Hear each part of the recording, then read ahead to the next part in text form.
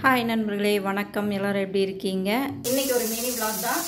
என்ன கையில் கத்தியோடு பேசிகிட்டு இருக்கேன்னு பார்க்குறீங்களா?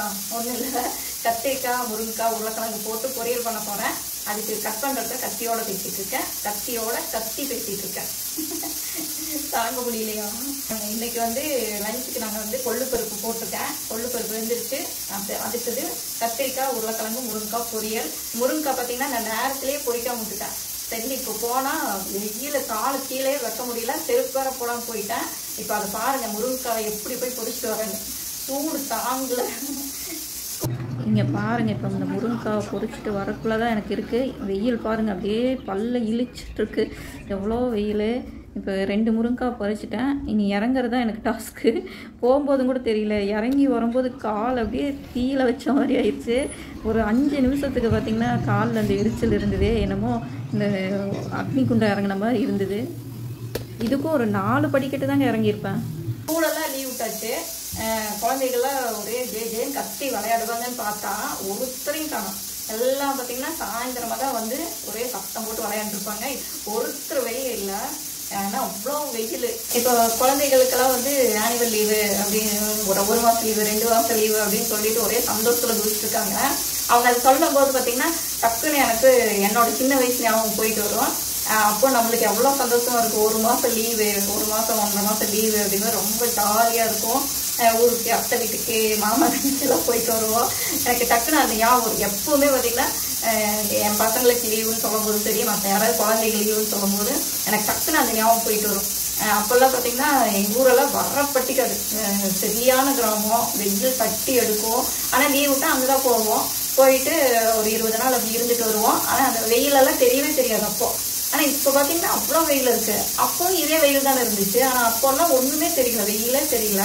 ஆனால் இப்போ பாருங்கள், வீட்டுக்குள்ளே இருக்க முடியல, வேர்த்து ஒழுகுது. அப்போல்லாம் அந்த வேர்த்து ஒழுகுறதே தெரியாது. அப்படி ஒரு ஆட்டம் போட்டு இருப்போம்.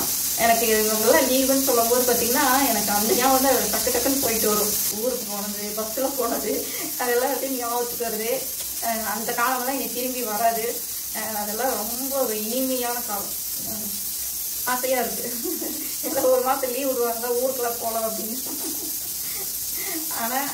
ஆனால் இப்போ என்னதான் லீவு கிடைச்சாலும், ரெஸ்ட் கிடைச்சாலும், என்னதான் பண்டிகை லீவு, என்ன லீவாக இருந்தாலும், ஹவுஸ் ஒய்ஃப்னு ஆகிட்டா கண்டிப்பாக அது கலெக்டராகவே இருந்தாலும் நம்ம கரண்டி பிடிச்சிதான் ஆகணும், கத்தி பிடிச்சிதான் ஆகணும், கத்திரிக்காயோ வெட்டி தான் ஆகணும். இப்போ கொள்ளுப்பருப்பு கடைஞ்சிட்டு அதுக்கப்புறம் முருங்கைக்காய், கத்திரிக்காய் பொரியல். இங்கே கோயம்புத்தூரில் பார்த்திங்கன்னா எனக்கு தெரிஞ்சு முக்கால்வாசி இந்த பயிர் வகைகள் அதிகமாக, நான் ஒரு வாரத்தில் பயிர் வகைகள் அதிகமாக செய்வோம். பருப்பு, துவரம் பருப்பு, கொள்ளு பருப்பு, பச்சை பயிறு, தட்டைப்பயிறு, இதெல்லாம் ஒன்றா கடைஞ்சிருவாங்க. தட்டைப்பயிரெல்லாம் ஆட்டி வைப்பாங்க. தக்காளி குழம்பு ஆட்டி வைப்போம். அது இட்லி எல்லாம் சுடும்போது அது மோஸ்ட்டாக இந்த தக்காளி குழம்பு ஆட்டி வைக்கிறது இட்லிக்கு தான். மற்றபடி மற்ற நாள் எல்லாம் பார்த்திங்கன்னா பச்சை பயிறு, தட்டைப்பயிறு இதுதான் இருக்கும். இப்போ தான் புதுசாக இந்த கூட்டு, மோர் குழம்பு இதெல்லாம் இப்போ தான் கொஞ்சம் அதிகமாகிடுச்சு வைக்கிறது. எனக்கு தெரிஞ்ச மட்டும் அப்போ நான் சின்னதாக இருக்கும்போது பார்த்திங்கன்னா நிறைய இந்த கடையிறது தான். பருப்பு வகைகளை கடைஞ்சி வச்சுருவாங்க. அந்த தண்ணி எடுத்து ரசம் வச்சுருவாங்க. கோயம்புத்தூரில் முக்கியமான உணவு இதாக தான் இருக்கும். இப்போ தான் புதுசாக ரெசிபியெல்லாம் வந்துருச்சு. ஆனால் அப்போல்லாம் பார்த்திங்கன்னா இதே தான். போய் முட்டை வாங்கி கொடுக்க சொன்னேன், அந்த யாரும் போக மாட்டேங்கிறாங்க.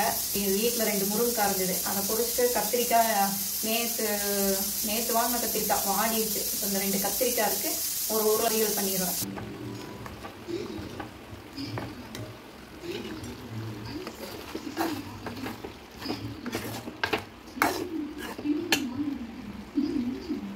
இப்போ கொள்ளுப்பருப்பு குழம்பு ரெடி ஆயிடுச்சுங்க.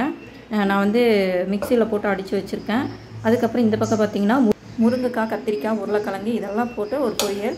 இது கூட பார்த்திங்கன்னா இப்போ நாங்கள் பலாக்கொட்டை சீசனு. இந்த பலாக்கொட்டையும் போட்டு இது செய்வாங்க. சூப்பராக இருக்கும். இந்த முருங்கைக்காய்க்குள்ளே பலாக்கொட்டையும் போட்டு பொரியல் செய்யும்போது அருமையாக இருக்கும். இப்போ வாங்க கொள்ளுப்பருப்பு ஊற்றி எப்படி சாப்பிட்றதுன்னு சொல்கிறேன்.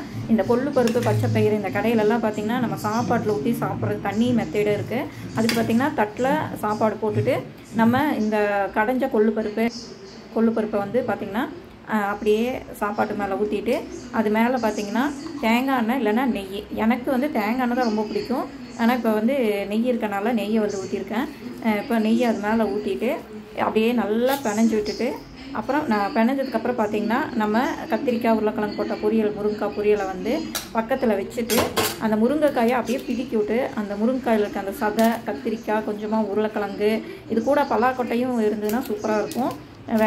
இப்போ வந்து இந்த காயெல்லாம் எடுத்து அந்த சாப்பாட்டு மேலே வச்சு அப்படியே எடுத்து சாப்பிடும்போது பார்த்திங்கன்னா அருமையாக இருக்கும்.